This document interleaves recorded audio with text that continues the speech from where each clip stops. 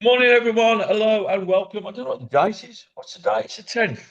It's the 10th of May today. It's Sunday. It's our usual in this together, uh, courtesy of the Community Fund, uh, which is funded by the National Lottery Commission, which is paid for by your £2 when you have a go at becoming a millionaire. I've got Pete with me today. How you, Pete?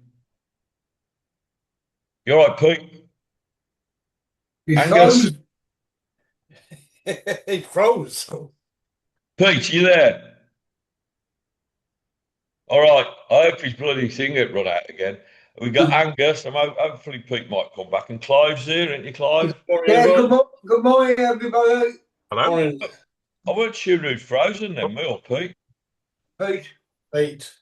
Yeah.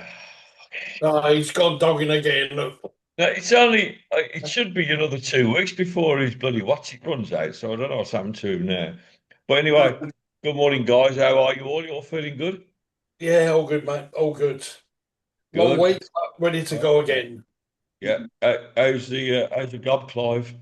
I'm putting up Steve, Angus, and Pete. Yeah, I have my S's. I've got a really down to earth consultant at the Dent Hospital in Birmingham. I'll tell you something. He certainly likes his food. I think. And what he's done, I've got to have eight. I've got to go there 8 times to get my mouth built up. Yeah. It's not guaranteed. And they said for some time the top teeth should be okay, but my consultant who done the operation said you might struggle for bottom teeth, Clive. And he said, and if you're going to go without teeth at all, go without the bottom ones because they're not that, you don't see them that much. But this consultant now, Steve, who I've seen, who then thinks he's going to have a go and see if he can make me a bottom set as well because he thinks there might be a chance. So, in the first instance, it's going to be a struggle to eat with them. I've got to really persevere with them. Again, it's not 100%. I can have them in my mouth. I've got to learn to speak again a bit more clearly, but that might take some time. But it builds the mouth out. So, it's been 2 years November. I've been giving a hand. I've, I've got to deal with it. And it's bizarre, going back to what you said regarding the football kitchen and helping the community. It's groups like this and browsing on a project that kind of keep you going. You know, if you take a fall sometime, just go into a project, see some of the people who are struggling, see some of the people the project is helping, and it's quite warming to know that's happening. It makes me happy. Good.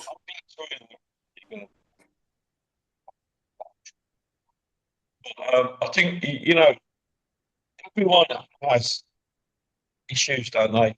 And what's appeal to me isn't to you, and what isn't to you isn't might not be to Angus. We've all, little things for some people is enough, to make them want to harm themselves, and other people might look at it and think, "What are you doing?" But it's each one is individual, and everyone's own mind plays tricks on them the way that it wants to play on them, Yeah, uh, and and I think a lot of the time we allow things to creep up and like invade us, and sometimes it's impossible to step back from it. well, also since about 2016, I've had bipolar where I go up and down. The last few months have not been too good, but combined the operation, my way of life, how I've had to change, plus bipolar, it's not a great combination to be fair. And again, to reiterate what I said a few minutes ago about having a project there as one kind of instrument to um, talk to people, and you meet people who've got problems who are the same as you like. I mean, there's some people on the project, which I won't say, who I kind of spoke to them in private messenger about mental health, you know what I mean? Not Mm. making it, not going on in the public domain. No, So, yeah, it's the same with us. I mean, we get messages. I do, you don't go public with those things. You deal with it with that person. But I think, and I'm not like blowing our own here because we do this for the reason that we want. That's one of the reasons we want to do it so we can be here. I mean, when we started this group, we didn't expect to have 26,000 Yeah. members like we have now and 2 million interactions and run our own charity. It was just me, and then a few weeks later it was Beck, So it was just really, if you're feeling a little bit shit or you're being like, you can't put up with these groups that hammer people and non-stop social media pressure, then come on here because we'll keep you safe on here. We're not going to let that happen. Exactly. Yeah, and it's been something we've stuck to. Although I've personally had a lot of brickbats because of it. I've been called all sorts of things, like Hitler and stuff, for removing people that shouldn't be on social media, in all honesty. Mm. But we are lucky enough. People always say that, well, you've got a right, everyone's got the right to make an opinion. That's true. It's a part of your right being a British citizen. You can make an opinion, and you have freedom of speech, but your freedom of speech and your opinion making is limited. You can't, for instance, go out and say, I'm going to kill you, or, I'm going to hunt you down and murder you, because obviously that would be freedom of speech, but it wouldn't be legal, would it? But, No. but in our domain, in terms of our group, we can actually live wherever we want. So you can say to me, I should be able to say that. I'm going to say, no, you don't, because it's my group and goodbye. It's just like opinions, free speech have got to be out there, otherwise we'll be in trouble. But for example, there's a couple of things. Next season, we might lose 2-0, and someone might come up and say, Blues were awful at the back, they latched up the front, etc., etc. Now, that's an opinion. It's all right. Now, somebody might come on or type, effing out, effing rubbish, effing crap. What are they doing? They don't work, they spend. That's where the opinion and the freedom of speech is different. As I've said before, when you personally attack an individual and make it personal, you've lost the argument, and that's where the debate should end then and stop. Of course you have, yeah. And I know Peter will have. Peter, I don't know where he went then. We all thought that your broadband had gone against some. They've put 20 pence in the meter. I don't know where to go half the time, mate. But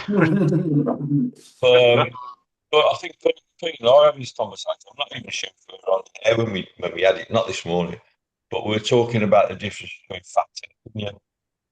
You see a lot of people put stuff about fact, and you go, it's not fact, Yeah. that's an opinion. We were absolutely rubbish today. Fact. Well, it's your opinion. That's not a fact. The fact is we lost 1-0.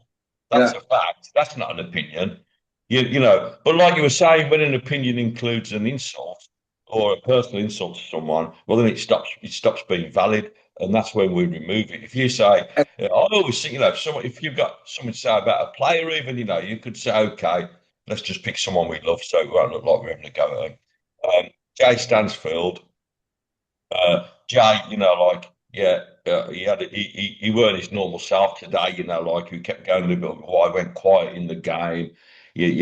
So I really don't think he was doing that well today. And it's a few bad games he's had. Fine. Come on. Stansfield, what a waste of money. That's completely different. I mean, his nan comes on our group live. Yeah. And people don't realise this. I think they just got because he's a figure that everyone knows, he's not going to bump into you in the pub. You can say what you want about it. He's a human being. He's got feelings. Forget the money side of it. I've got the views on the money they earn. I have. It's not for now. I'm not going to speak about it now. But he's a human being. He's got a family. He's got people. And as you said on numerous occasions with all the players, there's nothing stopping any player coming onto his side under a bank name. Somebody might be on there now who's a regular for Birmingham City, and he's put himself down on Facebook as Stephen Jones. You don't know, Well, we know there's a few players whose girlfriends or wives come on and they use their accounts. I know that for a fact. A few people come on and obviously a few relatives come on. So Yeah. relatives, you could have the surname, same surname, you know. I mean, quite a lot of the surnames are common, aren't they? You know, Uh, uh, Djukovic and strangely enough, his wife's on that group, you know. But you know what I mean. Though, you know, you could be the manager, couldn't you? Dave's a pretty common name. Um, did anyone watch the playoffs yesterday? No, not really. What's the boxing? Boxing was explosive. Who was on last night? Probably a Wardley against Daniel Dubois. Oh, I didn't. I didn't watch it. Oh, You want to watch the highlights, Steve. What a fight. yeah. What a fight. I was pretty tired last night, and I suddenly remembered the Bolton game was on. So I thought I'll watch this because you know I liken Bolton a little bit to us in a way. Not they've struggled to get out of that division. They've been down there for a few years now. But Bradford, I liken to Wrexham. Uh, they've got they play this long ball game. You know, this sort of they play like Wrexham. You know, they play three at the back. They do play four in the middle and not like five, but they are extremely defensive. And watching that game yesterday just took me back so much. Excuse me, I'm sorry. So much to last season, the way we tried to break teams down. So this was at Bolton, and they were just absolutely all over Bradford. And I'm sorry, just one sec. but just while you're doing that, No, I'm sorry. They were all over. They were all over Bradford, and like the two managers, Graham Alexander is the Bolton manager who plays football. Stephen Schumacher had quite a successful spell at Plymouth Argyle, didn't he? And he's done really, really well with Bradford. He's bought a bit like Wrexham. They've come from National League, League Two. Now they're in League One, and now they're in the playoffs. And it was interesting because it was 0-0, 0-0, 0-0. Went up to Bradford. Bolton had 74% possession, and then Bolton scored with about 20 minutes left. It was all Bradford, and it wasn't because Bolton went back. It's because Bradford come out and started playing football, and it was weird. You know, like it just shows you what that setup's all about. That particular three at the back, you know, which I counted several times last night. They'd got 10 men behind the ball, sometimes 11. You know, but I, Bolton won. I was going to say the other thing with playoff football though, the whole two leg thing takes stuff away from it for me. Um, you know, I mean, watch the flipping Hull and Millwall game on the Friday night, and it was a bore fest. It really It was. was dreadful, wasn't it? The Middlesbrough one yesterday was a brilliant game. Don't get me wrong, but you know, It I mean, was a good one. it's all about making money. I know, but I just think that the advantage, you know, if you finish above a team in a league, you should just get the advantage of a one-off game at your place. yeah. Well, And but I'm not supposed to jump in there. I was talking in a pub to my what is happening next year. Almost half the league can get promoted with 3 games to go. It's ridiculous. I mean, Just two keep the teams. season alive for you, you know, a little bit. Oh, I it mean, does on that, yeah. I um, mean, because, sorry, if you look at the league type, their supporter said this to me yesterday. I was sitting with a bird about that. He was as happy as anything, because you can imagine. And he said, if you look at the booths and how many points we were behind the playoffs, it's not a big deal. It were a quite big gap, was it? no. Yeah, if we just got a couple of wins throughout the season, 3 or 4 more wins, you don't know.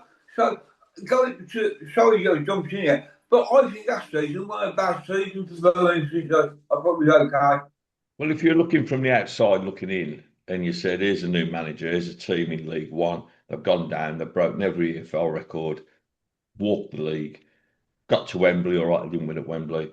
And then in their first season of the Championship, they finished 10th, which is their best finish for 14 years. Then you'd say, well, you know, that manager's done a really good job, wouldn't you? You know, and I know people are saying, oh, look how much money they've spent and all this.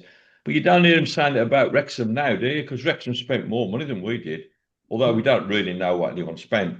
You know, supposedly they did. And people aren't coming on now going, oh, Wrexham, like they spent more than us, and they didn't go up, did they? But 3 or 4 weeks ago, they're going, oh, Wrexham, they've done it right. Look at them, they're going to get in the playoffs. Well, they didn't, did they? No. Good. Sometimes having spending enough the money I'm saying doesn't always guarantee your success. These guys have got to play with each other. They've got to know each other. They've got to know what they eat at breakfast with each other. It's a big thing. So you might have two players, the number 10, and buy a striker, and they're worth a combined £40 million, and that might be a pile of shit together. Yeah, that might be no good at all. Working together, you know. It's about a lot of it's about recruitment as well. Sorry, Angus. No, mate. I'm looking forward to next season. Stanfield and August Priska together. I reckon they could eat together, or we could be flying. Them two Yeah, I'm looking forward to that. It's nice now we're going a little bit longer as well, I think. But I was watching that, Pete talking about the Middlesbrough game, and me talking about Bradford and Bolton that reminded me a lot of us last season. Well, Middlesbrough reminded me of us this season because actually they went out, didn't they, like a bloody train. They did manage to sustain it a bit longer than we usually do. But as the game wore on, Southampton got more and more into it, and you would think if anyone was going to score in the last 10 or 15 minutes, it would probably be Southampton, wouldn't it? Yeah. The difference in quality between like the Middlesbrough and Southampton game and the Hull and Millwall was like chalk and cheese. Don't get me wrong, I mean, there's many ways you can skin a cat, isn't there? But I really enjoyed the Middlesbrough game yesterday. The atmosphere was brilliant as well, wasn't it? Yeah, absolutely. But yeah, I never watched the Bolton game. I decided to watch the Battle of the Ex-Blue Noses, the Hearts against Motherwell. So Longfellow against Leonard. Poor old Leonard's copped for a bad injury and got took off at half time, and he's on crutches now. So that's it. That's him done. Longfellow, fair play to him. He's made a good career for himself up there. That they like him. He plays in flashes, and his stats that people go on would say that he's okay, but it is a pub league without being. And that's what gets me when people are going on about Leonard. Mark Leonard. I'll bring him back. He's got to come back. Look at him playing for Hearts. Secondary. If you could have Mark Leonard back, or get someone else in, what would you do? Get someone else in. I think so. I mean, I don't get me wrong. I like Mark Leonard, and I think he did all right for us when he was there. But when it comes down now to the end of the season and saying, right, and are we going to let Hearts buy him, or are we going to keep him? But the crazy thing, Steve, is that a lot of people who are saying, oh well, yeah, we want to get Leonard back are the ones who keep harping on about this sideways and backwards stuff to beat Davies with. He's gone up to Hearts to control the game by playing sideways and backwards. That's what he does. Yeah, he does. So yeah, let's bring this bloke back. Who's going to do what? Play sideways and backwards. The other thing that's interesting with that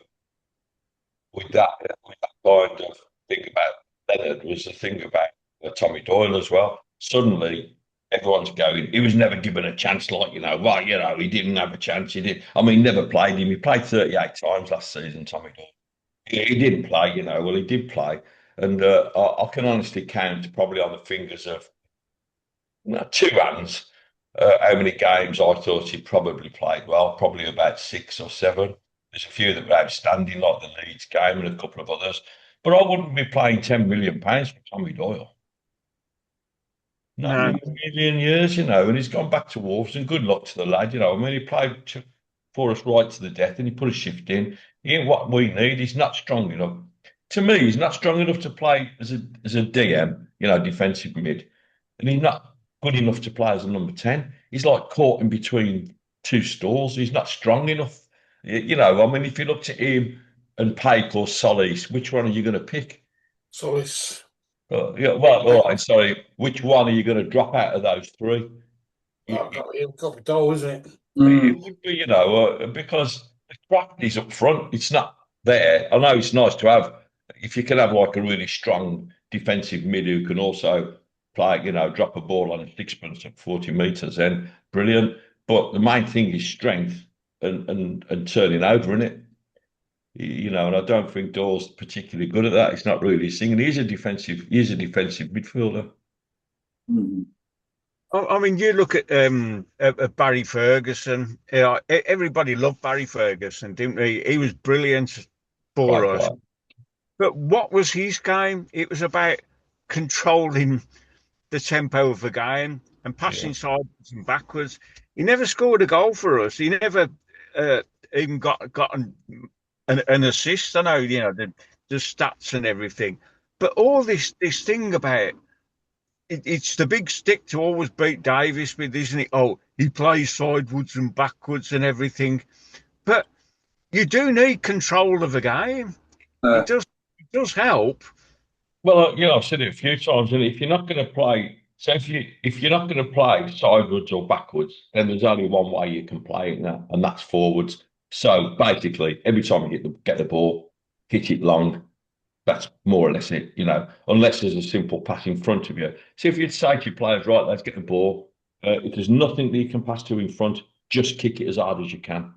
We want to be going, you're mad, wouldn't you know? What's he doing? Does he know what he's on about?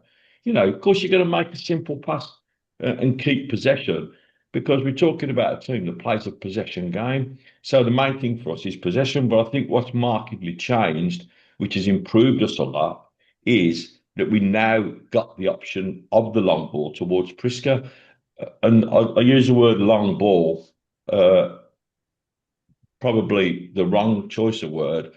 We've got the opportunity now of the long pass out of defence to Priska or for Priska's head.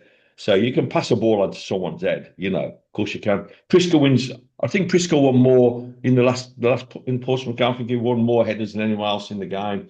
So it's working. He's getting up to the ball, and when he doesn't, he's quite good at shielding it. Mm-hmm. And he's also good at pressing. But it does make our transition so much quicker, and I think that's made all the difference. Because when you get the quick transition, and you got the likes of Stansfield, Priska, and Vince Vicente up there, then you're an animal, because all three of them are good at what they do. Yeah, well, with Priska, when if you kick it on, I don't think that would be another part of the game. Is from free kicks, long throw-ins, corners. It'd be a threat. So I know what he means. It doesn't mean Carla has got to kick the ball long, a big oof up. Like, it could come from, as I say, from free kicks, from long throw-ins, from corners. That's where it'll be fantastic. Or hopefully he's got the potential and a bit about him with the eyes. Yeah. Someone said to me, I was like, what they need to do is get Jeff Horsfield in and putting him in a room with Priska and explain to him what he has to do. Fucking what? Do you know what I mean? I said, it's not Parks football, mate. What's fucking Jeff Horsfield going to tell Priska? I'm being funny. He's from a different generation. I mean, I love Jeff Horsfield, but he's not, he ain't no bloody, he's no Priska, he's a completely different footballer. And, it's completely different.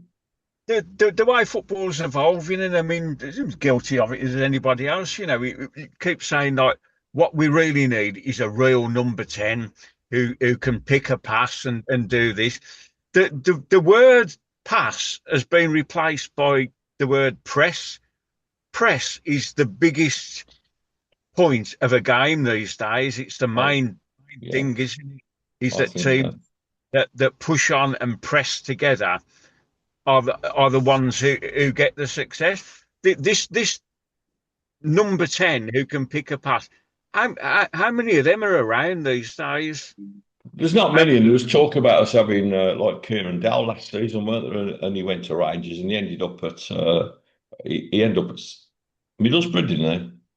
He's on the bench at Hull.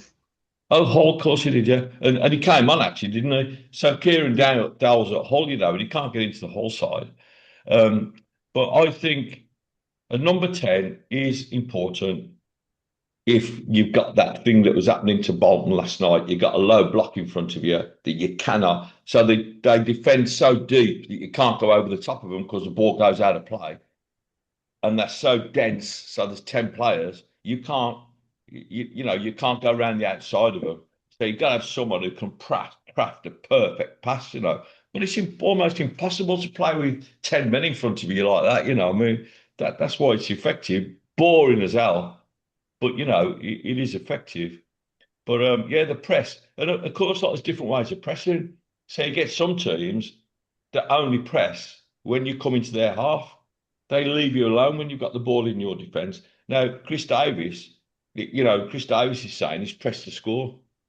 So, and we've seen it so many times, haven't we? We've seen Solis did it last week. We've seen Osman do it.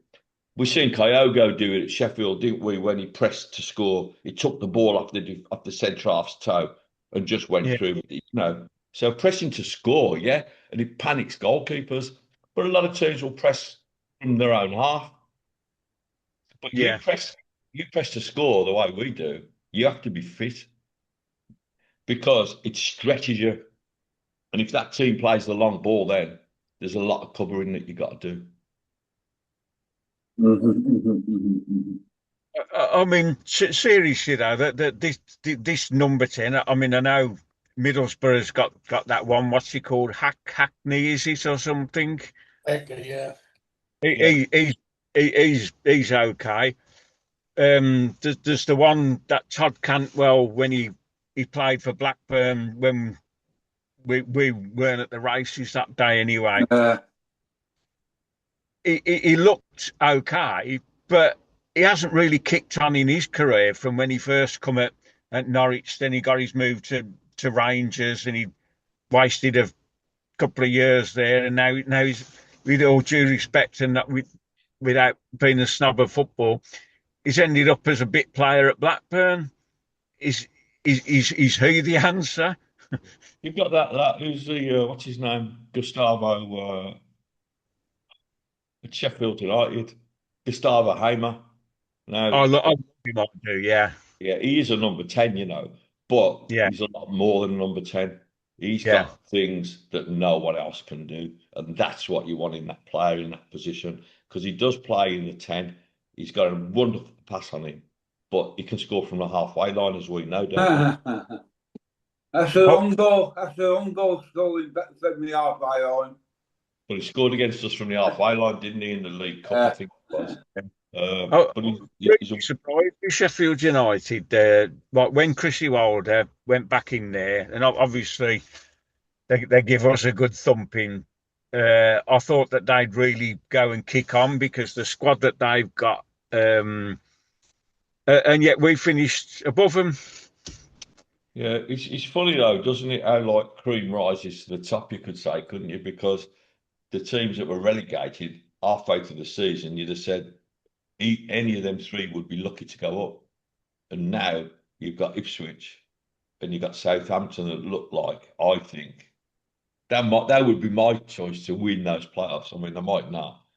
But then, you would have two of the three, wouldn't you? Mm. And Ipswich have probably been the best team in the league, I think. You got to say Coventry because they've been consistent, but I think Ipswich are the best footballing team when they get going. They've been a bit lucky, though. They were lucky against us, I think, in both games.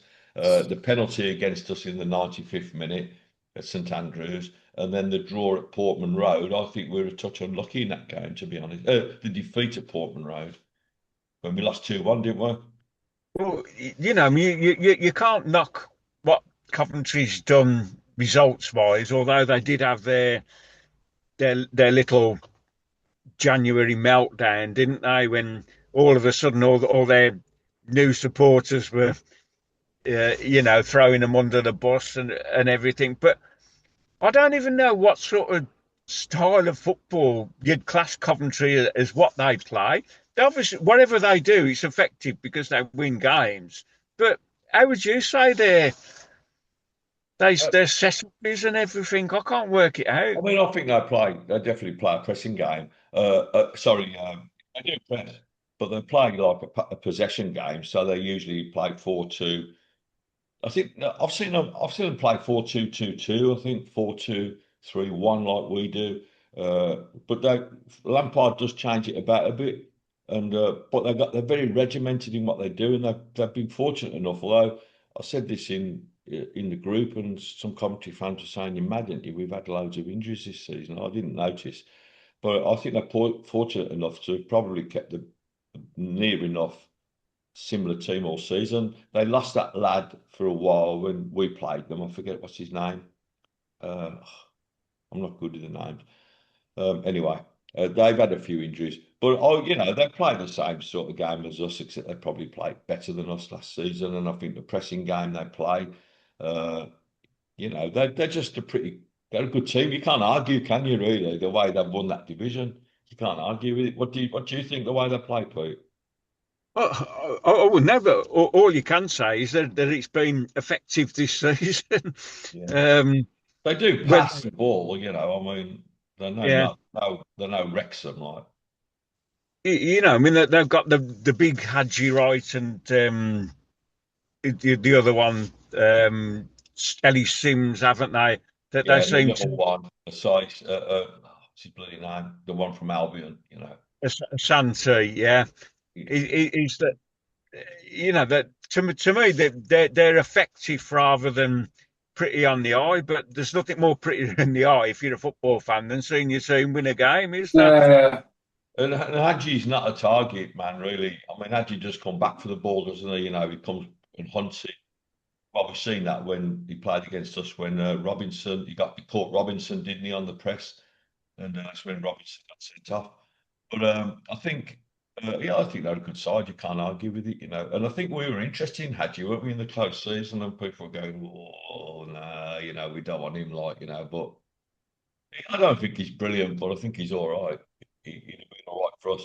I think we need someone who's going to have a bit of strength up front, not alongside Priska, but to support Priska. So if Priska isn't playing, he ain't going to play 46 games or whatever. Priska is new to the team. Injuries happen, so we want another biggish lad up there. So that if Priska gets injured, we don't have to completely change the way we play. I think Stansfield obviously going to stay. It'd be nice to see what happens with Osman on the left. It'd be absolutely brilliant if he stayed, but if he doesn't, we're not short in that department. And are we going to sign John Solis? Hopefully. I've heard rumours Leeds want him as well, don't they? Yeah, I mean, I think we had got this like uh, contract pre-contract arrangement with them where if he played more than 16 games, he signed him, I think. And so we were given the option anyway. But if he played more than 16, we had to sign him. But I don't think they can hold you to that. But what's interesting is he hasn't come up and he hasn't returned anywhere. So he hasn't gone back to Spain. He's still here where Tommy Wright's gone. A few others have actually gone back, but he hasn't. So I'm hoping he's going to stay. He's been good, hasn't he? Yes. Reminds So me of our friends on the Evening Mail back give him a bit of a battering. The little fella. The other side of it is as well. He's like with the teams coming down. 2 out of the 3, well, are in a bit of turmoil, aren't they? Poor old Wolves now. It seems the Rob Edwards' little honeymoon period is well and truly buried now. I saw his interview after they got done yesterday. He's throwing his players under the bus. They're not good enough. They won't be here next April. I'd say that when you've got some more players in first. It's funny because we was talking about the Keep Right On podcast with Brian Dickens, and they had what's his name on, I'm Richard Wilford. Yeah, Wilford from WM, because he pulled them on that as well. Because one of them was going on about, I think it was Dicking supporting that. He's done it. And Richard Wilford said, I wouldn't trust him as far as I can throw him. He's a traitor because of what yeah, he did to Middlesbrough. He said, no, seriously. Like I said, if you're a footballer or you're a football club, and a man like that walks out on your team to go somewhere else, when he's with you, just remember he's likely to do the same thing to you as well. Just shut him up because that's exactly how I think that is. yeah, I think Chris yeah. Hughton, I think Chris Hughton did that to us, but But I mean, there's nothing to say that Wolves won't be another Leicester this year and go through. It's not as if they haven't done it before. Um, be interesting to see what the contracts were like, wouldn't it? Ended up in League One, didn't they? They went straight through the division. It Division seems Four. like they've got ownership issues again now, and like with Burnley, that they must wonder what the hell life's about these days. I mean, what's the point in getting promoted to just come straight back down again? That's what Um, Burnley do, though, isn't it? I would say out of the three coming down, doesn't matter if it's Spurs or West Ham, I'd probably think Burnley were the most likely to get back because the team doesn't change that much when it comes up and goes back down again. And usually they keep the players. So I think Burnley will be a good, they're good at going up, aren't they? They're good at coming down as well. But apparently, like West Ham are in all sorts of problems if they come down. What's the name just left? Karen Brady, but went like in a hurry, just left. And another one of the directors left within a day or two of her. So it seems they've got real turmoil at the club, and they've got all sorts of money problems. They haven't got anything to sell because they're down on the ground. They pay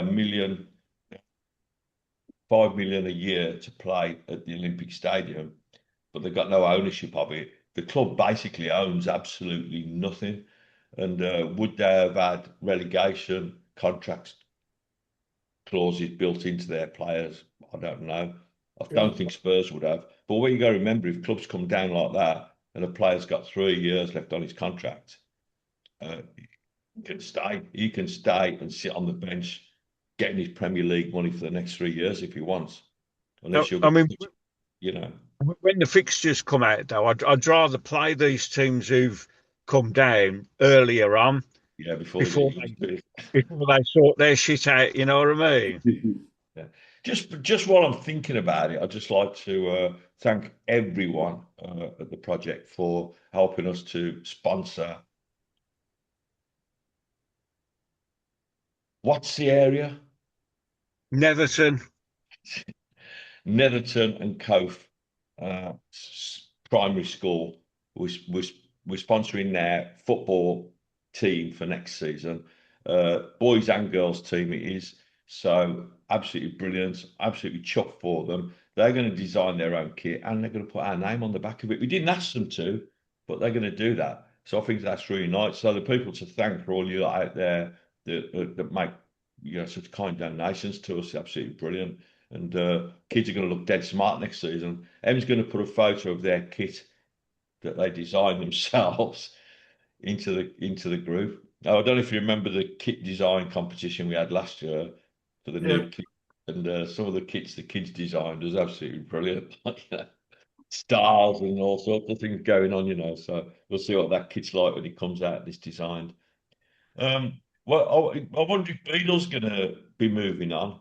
Nothing's been said about him yet. So I think when it goes into like middle of May, June, like June is when the transfer window opens. So Yeah. things like Beadle, Solis, Osman, we can do more or less before the window opens, before they go back. And then as soon as it's June the 1st, you get them. But we haven't had Beadle saying goodbye. We haven't had Osman saying goodbye. We haven't had Solis saying goodbye. Solis did a thing. Did you see it? No. Yeah, and he just said like, I just want to say, absolutely brilliant. It's been. I've really enjoyed like the last few months and that. Supporters are fantastic, because they've got these little song in there, and all that. And but it didn't sound like a goodbye. Where Tommy Doyle's did, and I forget who else went, someone else. But it'd be interesting as well. See what happens with Ducks, Kenya, because all those players are under contract. So wait till June and see if anyone comes in for them. I don't know. It's a Would you bit of plug interest Ducks, from please? Ducks. Huh? It's a bit of interest from Ducks if you really believe in you read. What a Brahma was it? I don't believe that shit because people put it in Angus so that it's quiet now, isn't it? Yeah. Right, no football to report. So how do you get people to click on your football site now?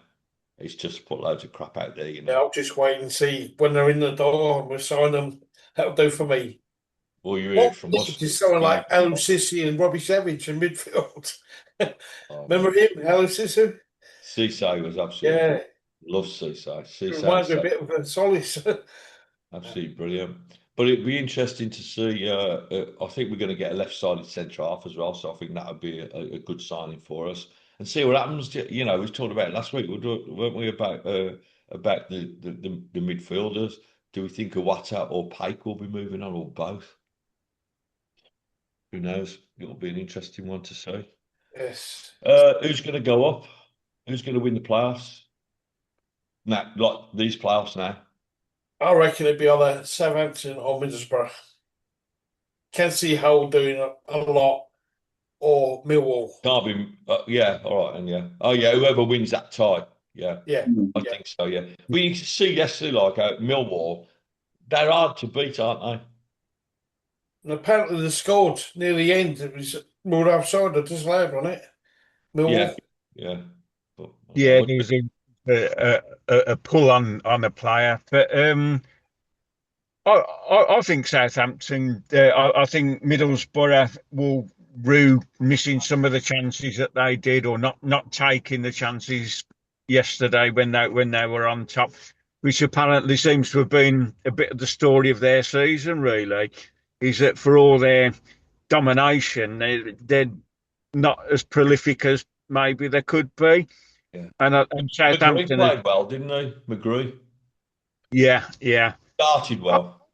They're good on the eye. They are but so are Southampton, and I just hope that they don't run out of gas in a final. You know, because I mean that cup run that they had on when they did absolutely brilliant. You know, Arsenal. showed what a team they can be.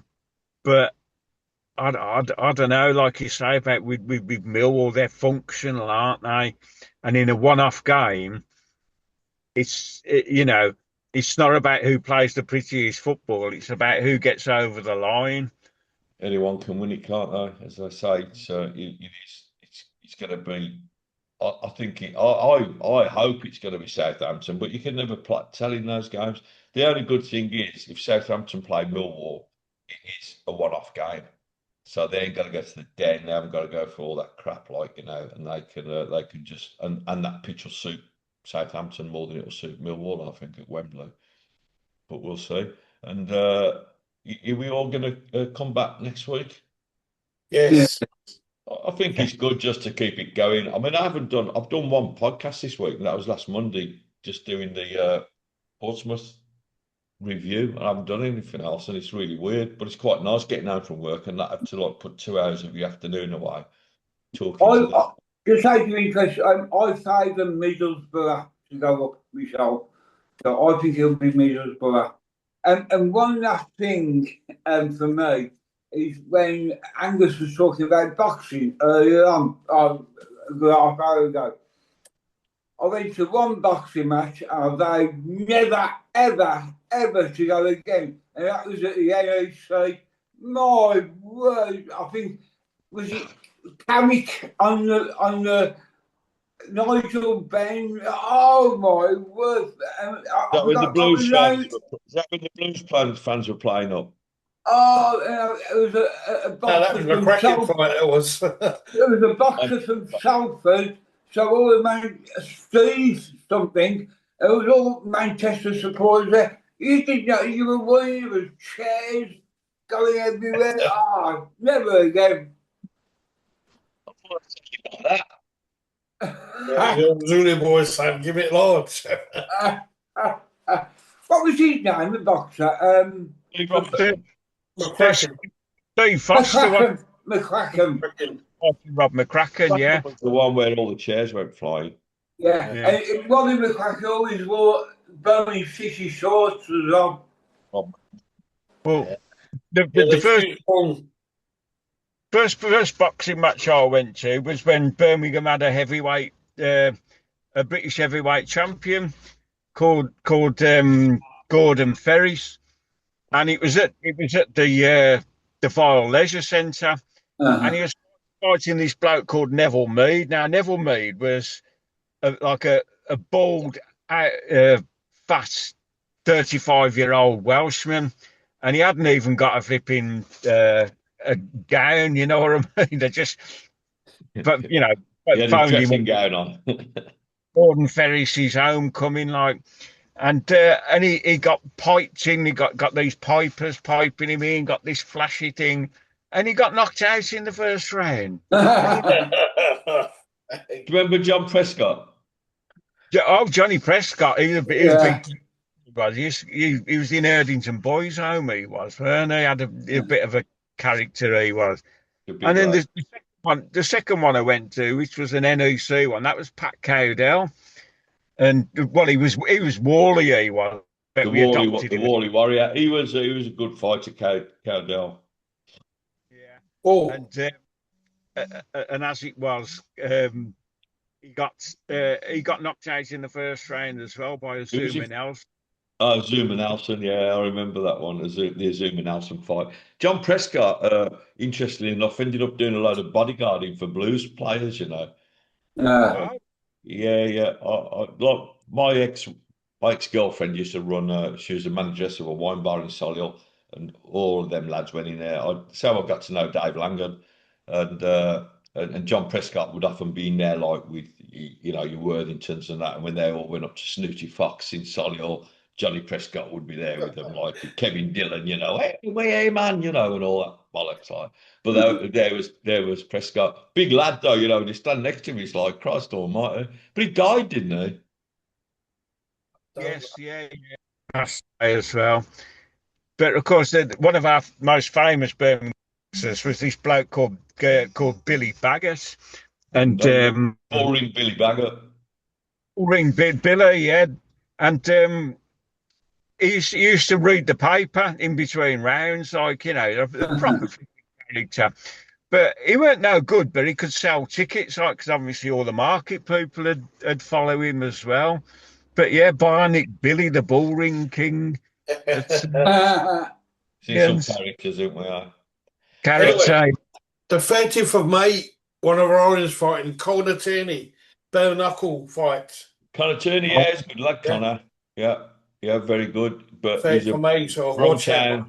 Bromtown Connor. Yeah. Talking about He's fight, from our Whaley Castle. They've even put one of them graffiti things up, of him up on the pub. Yeah. What's the thoughts about two things there? And I'm only bringing one of them up because I seen something in the group about it this morning. What do we think about the social media influencers that were given penguin kits, penguin shirts? I'm saying that because I believe Connor Tierney got one. I might be wrong, but Connor, you can have everything you like, mate. There's nothing wrong with you getting one, mate. yeah, you're all right, Connor. Just everybody else, mate. No, but what are your thoughts on that? No. It is what it is. It just seems that the people in the club seem to have picked their chosen few to come to the opening of everything, even the opening of a bloody letter they'd invite certain people to. It is what it is. Obviously, our face don't fit, but which is surprising, really, considering it's the biggest. If they've borrowed about social media thing, it's the biggest social media blues group out there, and it's not supportive of the team and the players. But perhaps I was going to say, perhaps it's because we're not photogenic or anything. I don't know. I hear that Port Galls won Support of the Year, didn't they? No. It Oh was no, it wasn't. It was another Northfield kid, wasn't it? it was the sing one of the not sock or big Oh, I know it was. Yeah, I know it was. It was Big Sing's dad, Blues for All, wasn't it? Which was nice because actually they're an independent group, Blues for All. They're one of our nine. Oh, what's his name? Is it Jimus? Oh, no, I know him as well. Sean Baldock knows him. He's got the Maggie's pub in Hall Green. But yeah, fair play. That one, we'll have that. We'll let him have that. Because I did hear that Paul Delves was going. I wouldn't have had an issue with Paul Delves in it. But as we was talking about pin-up boys, I haven't seen Tuck Sing around for Youngs. no, I don't. I don't know. Like you say, I got nothing but good to say about Paul and what he's done for the Northfield group. It's done okay. It is what it is. The actual OSC thing as an entity, I don't think it's took off the way the club envisaged, shall we say. You I know, think it's got something like 4,500 members or something. I don't know.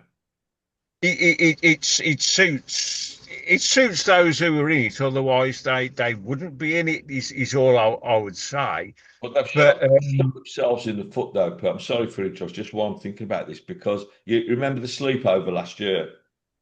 yeah, It was big, wasn't it?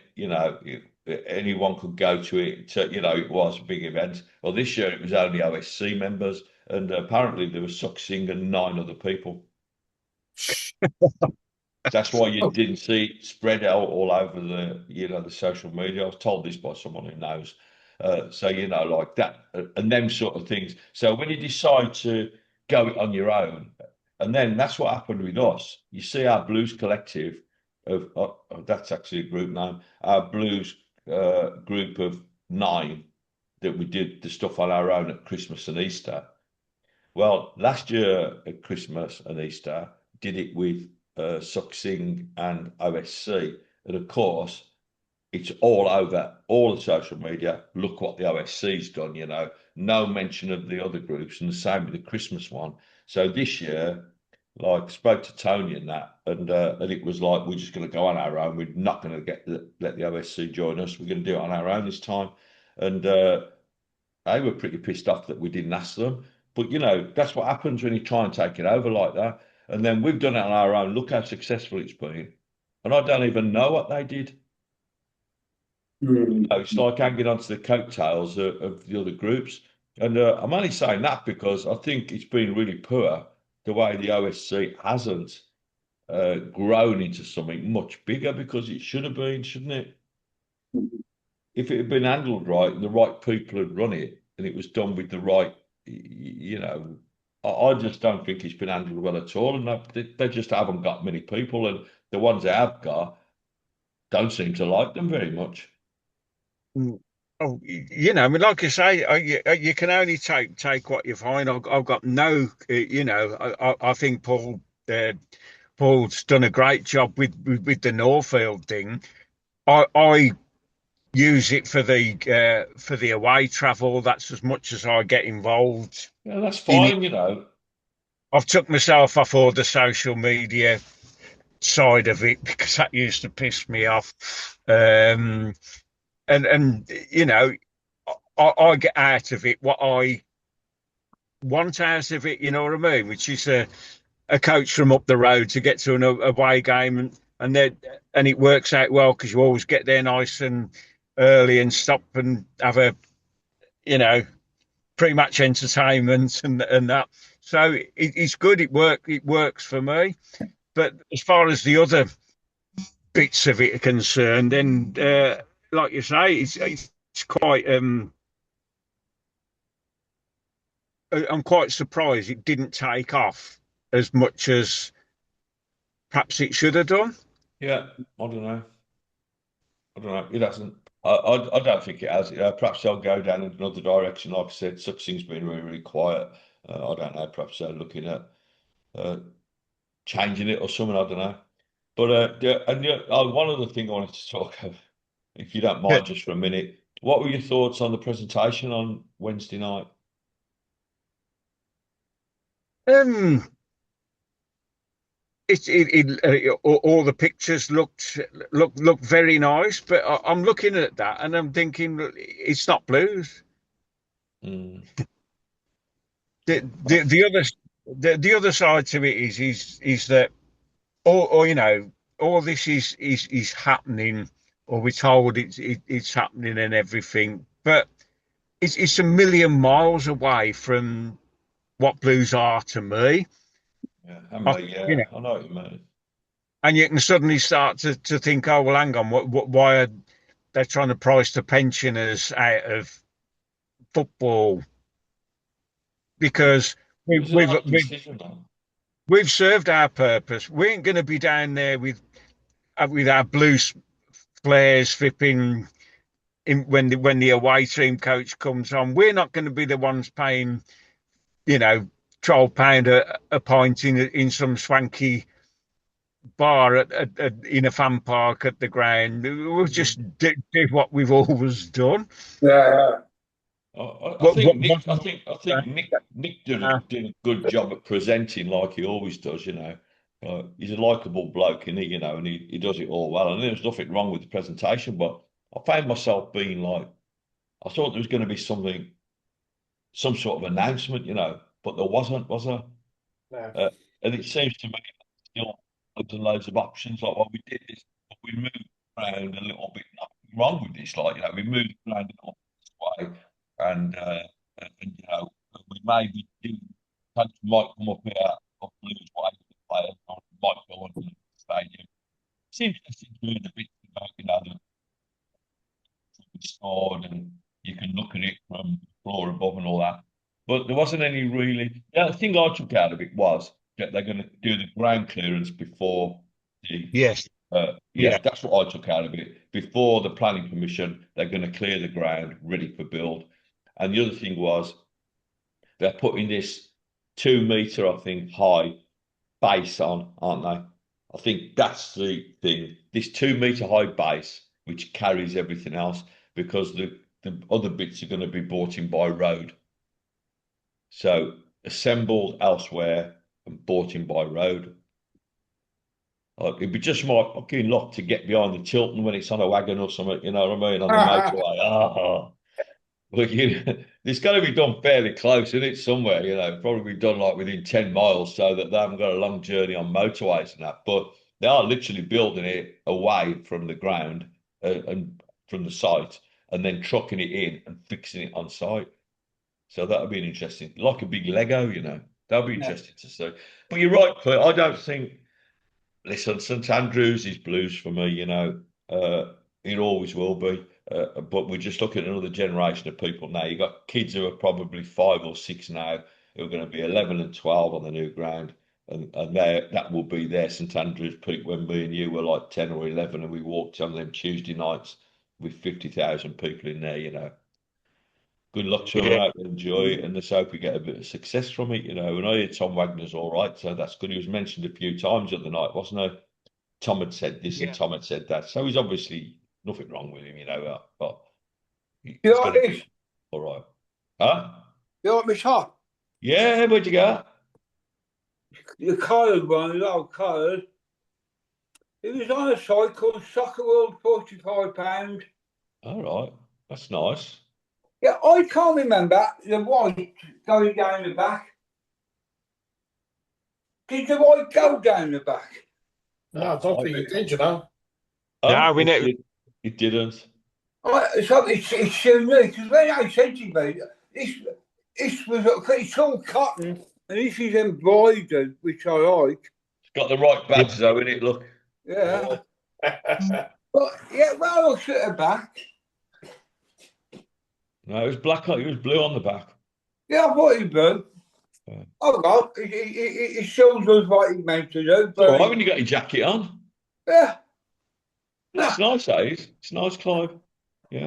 There's a company called Soccer World or Soccer Shop. I'll get a lot of my tops.